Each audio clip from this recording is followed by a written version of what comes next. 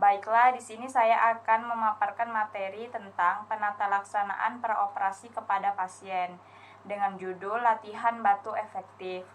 Mari kita saksikan. Definisi batu efektif. Batu efektif adalah suatu metode batu dengan benar, di mana klien dapat menghemat energi sehingga tidak mudah lelah mengeluarkan sekret yang terakumulasi dan mengganggu di saluran nafas dengan cara dibatukan. Tujuan batu efektif adalah 1. Mengurangi sesak nafas karena akumulasi sekret. 2. Membebaskan jalan nafas dari akumulasi sekret. 3. Mengeluarkan sputum untuk pemeriksaan diagnostik laboratorium. 4. Meningkatkan distribusi ventilasi. 5. Meningkatkan volume paru. 6. Memfasilitasi saluran nafas. 7. Melatih otot-otot pernafasan agar dapat melakukan fungsinya dengan baik. Adapun indikasi untuk latihan batu efektif antara lain 1. Pasien yang akan dilakukan pemeriksaan diagnostik sputum.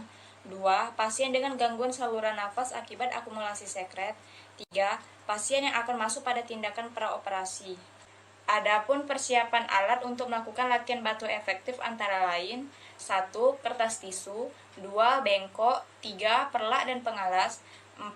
Handuk. 5. Sputum pot berisi disinfektan Lysol 2-3%. Ibu silakan tarik nafas ya Bu.